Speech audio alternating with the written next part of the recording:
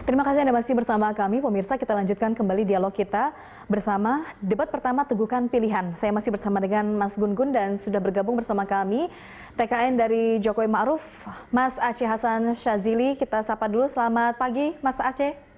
Selamat pagi, Mbak. Selamat pagi, Kang Gun-Gun. Ya, sebelum ke Mas Aceh, saya ke Mas Gun-Gun terlebih dahulu. Bagaimana sebetulnya Anda memperhatikan, mungkin melihat persiapan dari kedua capres ini menghadapi debat nanti malam dari segi psikologis dan secara emosional? Apakah keduanya tampil sepertinya sudah sangat prima, sangat siap? Dalam segi apa mereka bisa siap? Menurut saya secara psikologis ada prakondisi yang sudah masing-masing ciptakan, prakondisi yang positif. Contohnya misalnya Pak Jokowi menyampaikan visi presiden di beberapa stasiun TV dan itu juga menyangkut tentu orientasi ke depan. Dan capaian-capaian yang sudah dilakukan di periode pertama. Pak Prabowo itu juga menyampaikan pidato kebangsaan kan dalam waktu yang sangat panjang, 1,5 jaman, dan itu bicara soal reorientasi pembangunan dan tata kelola pemerintahan. Itu saya pikir mereka sudah menciptakan prakondisi, artinya secara psikologis harusnya menjadi sangat siap untuk debat nanti malam. Kemudian dari sudut timing, ini memang menurut saya sudah lebih dari memadai. Mereka sudah datang ke banyak tempat, menyerap aspirasi selama 3 bulan pertama masa kampanye 23 September hingga akhir Desember dan masuk Januari. Itu memang masuk fase krusial karena akan menjadi rangkaian cukup panjang hingga bulan April itu di 5 kali debat. Dan proses debat itu menjadi sangat diharapkan sebenarnya menampilkan semacam banyak sekali data dan fakta lapangan yang sudah mereka serap sejak 23 Artinya September kesiapan itu. sudah cukup? Menurut saya sudah lebih dari cukup Anda melihatnya? Ya saya nggak mau mempresentasikan karena ini bukan urusan persentase, tetapi psikologis, mental, data, saya pikir mereka sudah. Kang Aceh mungkin nanti bisa cerita. Apakah ada debat secara emosional nantinya?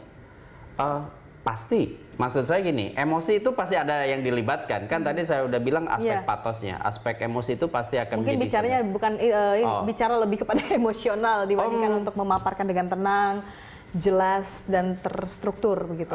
Saya pikir gini, akan ada juga citra yang dikelola kan.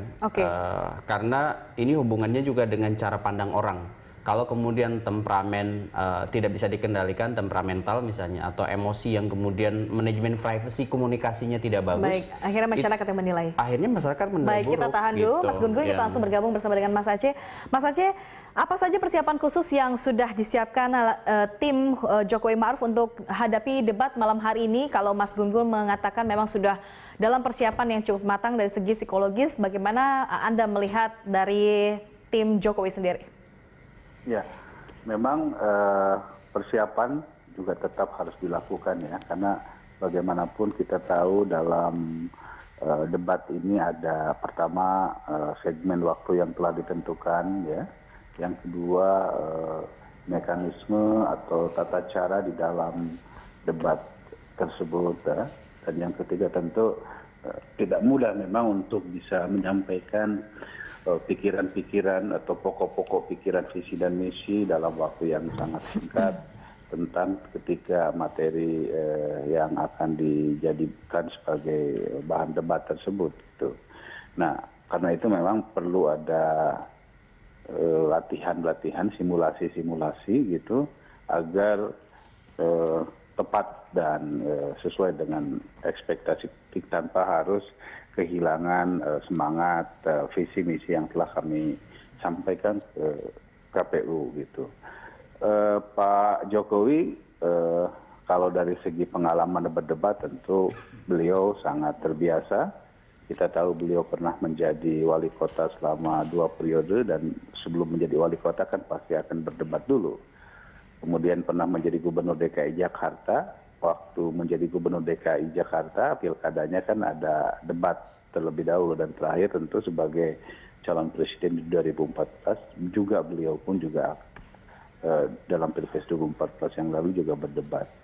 Demikian juga dengan Pak Kiai Ma'ruf Amin, beliau itu kan Rois Am Suriah PBNU. Nah, dalam tradisi Nahdlatul Ulama itu ada yang disebut dengan Bahsul Masail, yaitu tradisi berdebat untuk mencari solusi atas berbagai isu aktual yang rujukannya adalah kitab kuning dan tradisi klasik dalam Islam. Dan biasanya di dalam Bahsul Masail itu perdebatannya sangat sengit karena masing-masing memiliki rujukan yang sangat kuat di dalam tradisi ilmu kitab kuning di Indonesia ini. Oke. Nah, sekarang untuk menghadapi debat Pilpres 2019 ini, kami tentu sudah sangat siap. Kami telah melakukan simulasi, kami telah menguasai berbagai hal termasuk diantaranya data-data yang diperlukan dalam konteks keempat materi tersebut. Nah, yang harus menjadi catatan bahwa kami ini adalah petahana, ya. Nah, jika petahana, tentu yang akan kami sampaikan sesungguhnya adalah apa yang telah kami lakukan selama 5 tahun ini, dan setelah itu kami nanti akan menyampaikan harapan baru, atau kita menyebutnya adalah melanjutkan perubahan yang akan dilakukan oleh pemerintahan Jokowi yang didampingi oleh Bapak Kiai Haji Ma'ruf Amin. Gitu. Baik. Jadi kami sudah sangat siap dengan berbagai materi debat yang akan disampaikan oleh kami di dalam perdebatan nanti malam. Baik, Mas Aceh. Dalam hal ini sebetulnya Pak Jokowi sebagai petahana sedikit diuntungkan karena bisa memberikan capaian-capaian kinerja yang sudah dilakukan. Menurut Anda sendiri dari tim Jokowi pemenangan, isu HAM, hukum, korupsi, dan terorisme tadi sudah ada catatan-catatan disampaikan oleh Mas Gun-Gun di awal kami berbincang, di mana untuk masalah HAM sendiri masih ada catatan merah, ada beberapa yang belum diselesaikan, dan terkait dengan hukum masih harus diperbaiki sistemnya, karena banyak juga justru mereka sendiri penegak hukum yang banyak di OTT, sementara korupsi juga ada upaya namun sudah cukup baik, dan terorisme juga sudah cukup kuat. Nah, bagaimana dari Anda sendiri, tim TKN ini, strategi Anda untuk bisa meyakinkan masyarakat yang masih menjadi swing voters atau masih yang belum menentukan pilihan untuk bisa beralih pilihan tersebut kepada Pak Jokowi? Karena ada juga nanti penantang yang akan mengatakan bahwa petahana belum melakukan semua secara optimal. Nah, ini bagaimana caranya agar dalam perdebatan nanti bisa terlihat bahwa Pak Jokowi cukup kuat untuk bisa memperbaiki ini semua? Mas Aceh. Ya.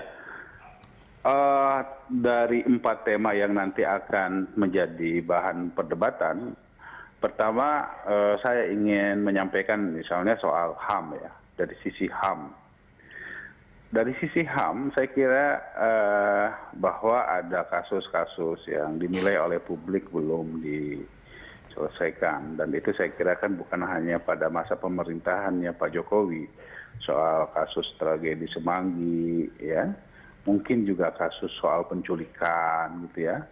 Kemudian kasus tentang Talang Sari dan lain sebagainya. Tapi kan ini adalah PR yang juga tidak diselesaikan oleh pemerintahan sebelumnya. Jadi bagi kami persoalan seperti ini memang harus diselesaikan dengan cara misalnya tentu jika ada masalah yang terkait dengan hukum maka harus diselesaikan secara hukum atau memang kita lakukan secara rekonsiliasi gitu. Nah, misalnya kasus Novel Baswedan yang selalu dijadikan sebagai komoditas politik, ya. Kami tegaskan bahwa itu adalah kasus yang sampai sekarang ini terus ditangani. Bahkan harus diketahui oleh masyarakat semua. Walaupun sesungguhnya apa yang dilakukan oleh Pak Jokowi agak sedikit akan mengintervensi proses hukum, Pak Jokowi sudah beberapa kali memanggil kepada pihak kepolisian, terutama pihak Kapolri, untuk segera menuntaskan kasus Novel Baswedan. Tapi kan kita tahu bahwa ini menyangkut dengan alat bukti dan lain-lain. Nah, oleh karena itu ketika Komnas HAM merekomendasikan untuk membuat Satgas Novel Baswedan ini, tentu kami dengan sangat senang hati untuk segera membuat Satgas tersebut, kita selesaikan. Nah, saya kira perspektif HAM itu sebetulnya bukan hanya soal kasus-kasus yang disampaikan tadi. HAM itu kan sebetulnya adalah soal pemenuhan hak-hak dasar warga negara, baik hak dasar ekonomi, hak dasar sosial, hak dasar untuk berkehidupan budaya, agama. Misalnya kita tahu, misalnya soal apakah hak-hak anak sudah terpenuhi atau tidak di eranya Pak Jokowi. Saya kira dalam berbagai hal hak-hak dasar anak sudah sangat terpenuhi ya. Untuk kebutuhan pendidikannya, untuk kebutuhan gizinya dan lain sebagainya. Hak-hak difabel, hak-hak disabilitas ya. Hak-hak disabilitas itu juga bagian dari hak asasi manusia yang harus dimiliki oleh setiap warga negara gitu ya. Kemudian hak-hak perempuan, pemberdayaan perempuan itu juga telah diupayakan sedemikian rupa oleh pemerintahan Pak Jokowi. Jadi perspektif HAM ini bukan hanya soal kasus-kasus apa yang disebut dengan misalnya kasusnya Pak Novel Baswedan, ya, kasus penculikan aktivis, kasus tragedi Semanggi, tetapi lebih daripada itu pemenuhan hak-hak dasar yang yang telah ditetapkan di dalam ECOSOC itu ya, Economic Cultural Right itu. Mas Aceh, memang banyak upaya ya yang sudah dilakukan Pak Jokowi untuk bisa memenuhi hak-hak lain, hak asasi manusia dalam hal yang tadi sudah Anda sebutkan. Namun tadi saya menggarisbawahi terkait dengan Anda yang menyebutkan bahwa pelanggaran HAM yang dilakukan pada saat Semanggi 1, Semanggi 2 dan lain-lain. Anda sebutkan ini bukan di era Pak Jokowi, namun di era sebelumnya yang sebetulnya pemerintah sebelumnya juga tidak menyelesaikan. Namun banyak masyarakat yang mengharapkan itu selesai di eranya Pak Jokowi. Bagaimana dengan pertanyaan seperti ini, Mas? Iya.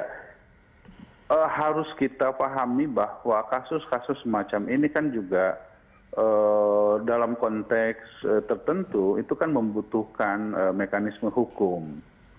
Mekanisme hukum itu artinya bahwa perlu ada prosedur hukum yang dilalui, misalnya dalam kasus tragedi Semanggi gitu ya. Kami ingin sekali menyelesaikan itu semua, tapi kan ini menyangkut dengan sejauh mana fakta-fakta hukum yang dimiliki dalam berbagai kasus tersebut mendukung lalu kemudian bisa mengungkap setuntas-tuntasnya. Ya, misalnya kasus Munir gitu ya.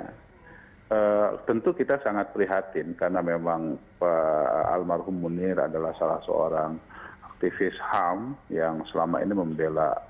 Namun demikian kita tahu juga bahwa proses hukumnya juga telah berlangsung. Bagaimana proses hukum yang telah berlangsung? Misalnya sudah ada Polikarpus yang sudah ditangani oleh proses hukum, pengadilan telah memutuskan, bahkan dia sudah keluar dari penjara gitu. Baik. Terkait dengan kasus tersebut. Mas Aceh, tentu dengan adanya keyakinan atau jaminan hidup yang layak di Indonesia terkait dengan hak asasi manusia, saya bisa hidup aman dan nyaman dan tenang, ini menjadi salah satu strategi yang penting juga. Jika memang ini terbukti bisa dibuktikan oleh Pak Jokowi adanya kejaminan, itu juga menjadi upaya strategi untuk menaikkan elektabilitas. Demikian bukan? Ya, soal intinya dari HAM ya, soal penegakan hukum ya, kemudian terorisme itu kan ujung-ujungnya adalah jaminan keamanan bagi warga negara Republik Indonesia untuk hidup secara damai kan gitu ya. Sejauh yang kita lihat saat ini ya, bahwa pemenuhan HAM tersebut itu juga misalnya soal tindak pidana terorisme itu kan sebetulnya adalah upaya kita untuk bagaimana menciptakan rasa aman warga negara gitu. Tindakan misalnya soal preventif akibat dari langkah-langkah atau peristiwa-peristiwa terorisme itu adalah bagian dari upaya kita untuk menciptakan pemenuhan rasa aman bagi warga negara, dan itu adalah bagian hak yang harus didapatkan oleh setiap warga negara. Oke, baik. Tentunya kita akan mendengarkan. Saya ingin sebetulnya ada satu hal yang belum tersampaikan, misalnya soal pemberantasan korupsi ya.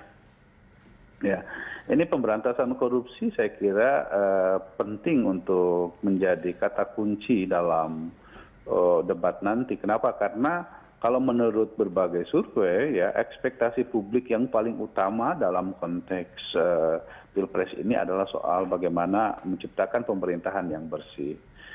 Memang kita tahu selama hampir sekian tahun ini banyak sekali OTT ya.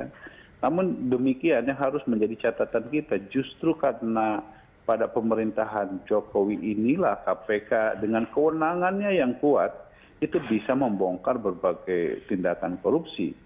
Walaupun kita tahu bahwa korupsi itu tidak bisa sepenuhnya diserahkan kepada pemerintahannya Pak Jokowi. Namun Pak Jokowi sebagai presiden telah membuat upaya preventif supaya korupsi tersebut jangan sampai terjadi secara masif. Setidaknya itu dilakukan dalam konteks misalnya kita memiliki strategi pencegahan korupsi. Salah satunya adalah misalnya menciptakan sistem pemerintahan yang akuntabel dengan cara. Mas Aceh, mohon maaf kami potong karena memang waktu sejenak dan kita sudah mendapatkan poinnya bahwa strategi tersebut akan disampaikan malam nanti. Kita akan simak seperti apa perdebatannya. Sukses dan good luck untuk debat malam nanti dalam kedua pihak. Terima kasih atas informasi dari Anda, Mas Aceh.